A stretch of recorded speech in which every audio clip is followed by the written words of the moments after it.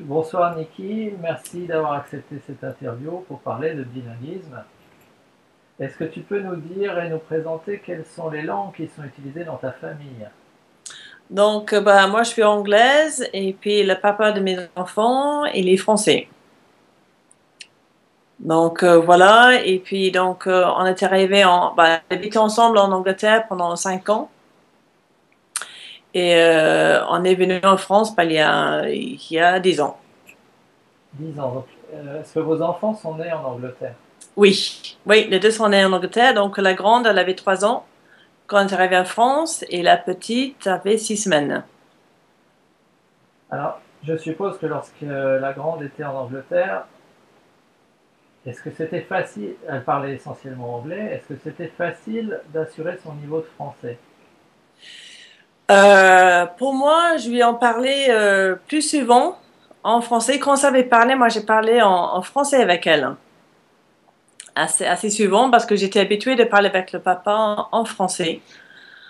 Quand ma fille a commencé à parler, c'était presque plus automatique pour moi à la maison de parler en français. Et quand elle était bébé, ben, j'ai parlé naturellement en anglais. Euh, donc le français, on a réussi quand même à faire entrer la langue, même si Emily, elle lui parlait en anglais. À l'école, elle parlait anglais? Elle n'allait pas à l'école, elle est allée à comment ça s'appelle ça, un genre de crèche. Et là, oui, elle parle en anglais, oui. Elle est entourée, elle est allée, tout ce qui était anglais, c'était que à la maison, elle attendait le français, en fait. D'accord, donc l'anglais était archi-dominant, c'était la langue de la société. Oui, voilà, oui. Et euh, c'était pas une crèche bilingue. Non, non, c'était pas une crèche bilingue, c'était une crèche anglaise. Oui. Laquelle des deux langues était la plus forte?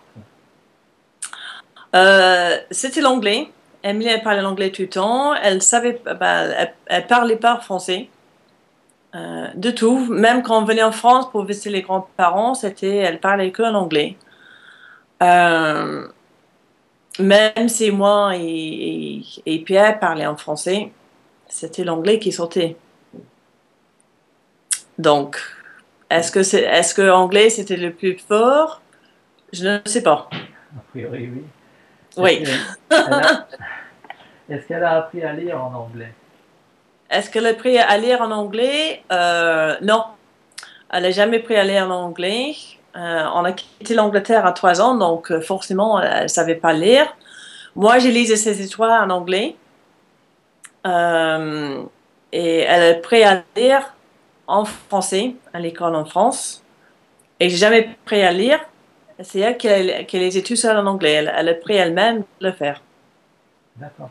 Et en Angleterre, tu lisais essentiellement des livres écrits en anglais ou des livres écrits en français? Les livres, c'est dans les deux. Donc, si c'est en anglais, je lis en anglais. Si les livres sont en français, moi, je traduisais les livres Tu en faisais une anglais. traduction à vue. Là, c'était pas évident parce que j'avais les livres devant moi et puis je traduisais au fur et à mesure, en fait. Ah, c'est une traduction à vue, hein.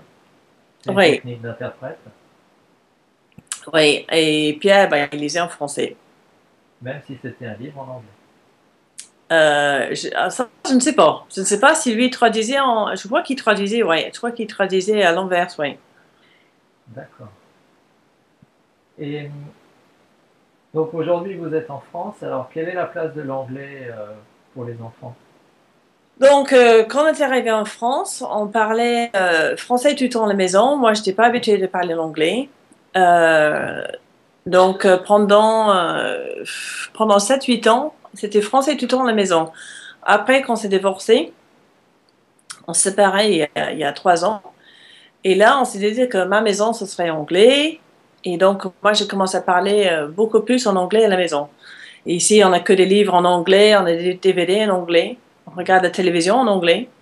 Mhm. Et maintenant, les enfants commencent, j'ai jamais forcé à parler, maintenant, ils commencent à parler anglais de plus en plus. À quel âge, euh, à quel âge as-tu eu l'impression que la langue la plus forte s'est inversée chez ton aîné? Comment? À quel âge la langue la plus forte s'est inversée? Puisqu'en Angleterre, sa première langue, c'était l'anglais. Aujourd'hui, je suppose que c'est le français. C'est voilà, le français est le plus fort, ouais, pour les enfants, Oui. oui. Et à quel âge ça s'est inversé? Euh, quand c'est arrivé, c'était peut-être 6 mois après. Emily commençait à parler vraiment en français. Donc, elle avait 3 ans et demi, 4 ans. Et là, c'est inversé. Là, c'était en français tout le temps, Même avec toi. même avec moi. Parce que pour elle, là, elle allait à l'école en France, donc pour elle, c'était la langue plus forte. Elle commençait, je crois qu'elle avait besoin aussi de parler pour s'adapter. Donc, même au début, elle avait un accent anglais. Et après, bah, c'est tout. Donc, vers 4-5 ans, 4-5 ans, fini l'anglais. Plus rien. Et puis, donc, Lucie avait 6 semaines quand elle est arrivée. Donc, pour elle, le français, c'était sa première langue depuis le début. D'accord. Et aujourd'hui, quelle est la place de l'anglais à l'école pour Émilie?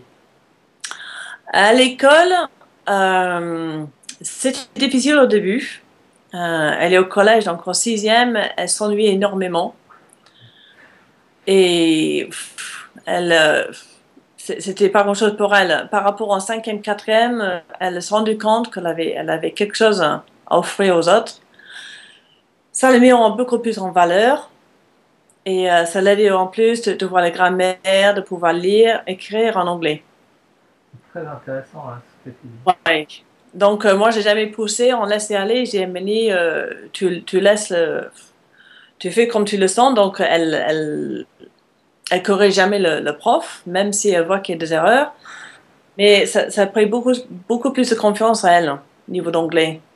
Par rapport à avant, peut-être en CM2, 6e, c'était, moi, je me sens un peu défrante, donc maman, tu ne me parles pas anglais. D'accord. Et là, maintenant, c'est bon. Et Lucie, comment est-ce qu'elle a appris l'anglais? Lucie, moi, j'ai parlé l'anglais. Elle n'avait jamais vraiment parlé en anglais, sauf qu'il y a 2 ans, on est allé en Angleterre tout seul, donc c'est la première fois qu'on est allé en vacances sans le papa en Angleterre. On est resté avec une famille anglaise pendant 2, 3 jours. Et j'étais étonnée parce que Lucie, un seul coup, après 2 jours, elle parlait qu'en anglais.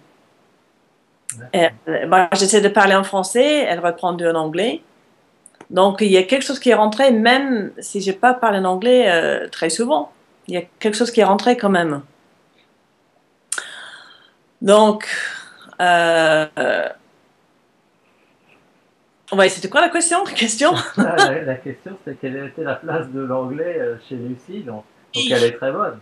Ouais, donc maintenant, même chose, elle a pris beaucoup plus de confiance, déjà en primaire.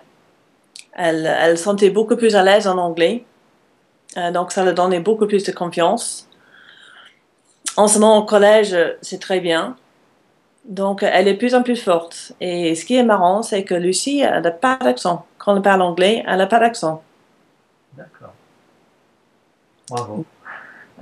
Même si par rapport à Emily, avant, elle avait l'accent quand elle arrivait, mais Lucie, non. Elle parle français comme le français, anglais, c'est un accent anglais. C'est très très intéressant, bravo. Et bon, le passé c'est le passé, hein, la vie c'est la vie, il faut s'adapter. Mais si tu pouvais changer quelque chose dans le passé vis-à-vis des langues, qu'est-ce que tu ferais différemment? Je crois que j'aurais parlé beaucoup anglais beaucoup plus. Vraiment, de pas laisser français rentrer autant. Quand je vois mes amis ici à Nantes, mes amis anglophones, elles parlent que l'anglais à la maison. C'était toujours l'anglais, l'anglais, l'anglais. Et les enfants parlent anglais comme des anglais. Ils sont vraiment les enfants bilingues. Mhm. Par rapport aux miennes, je trouve c'est un peu moins quand même, niveau de vocabulaire, niveau d'aisance. Ça veut dire que tu aurais dû, tu aurais dû réagir plus vite en fait quand vous avez changé de pays. Oui. Ah oui, oui, oui. Même peut-être en Angleterre. Je crois que peut-être même un petit peu, ou je sais pas, j'aime pas vivre avec le regret, c'est comme ça, c'est tout, mais peut-être, oui. Surtout en France. Quand on arrive en France, de vraiment faire l'effort moi-même, de parler anglais. Bon, ils sont bilingues de toute façon. Oui, Et puis c'est pas fini. Des moments plus tard, Amélie a envie d'aller à l'université en Angleterre, donc pour moi, il n'y a pas de problème. Elles ont les bases et le reste, et ça suffit de mettre en pratique. D'accord. Ben, merci beaucoup pour ce témoignage et bravo pour ce bilinguisme. Merci. Et ben, j'espère que j'aurai l'occasion de les rencontrer un jour. Bah oui, oui, oui, surtout pour voir comment oui, les enfants sont, comment se mettent dans les deux langues. C'est intéressant aussi de voir, peut-être un jour sur Skype, on ne sait pas. Peut-être, oui. Bah, merci aussi, Cyril, de m'avoir demandé de De parler rien. avec toi. Et puis, ben, bon courage et bonne chance pour l'avenir. Merci. Au revoir, Cyril. Au revoir.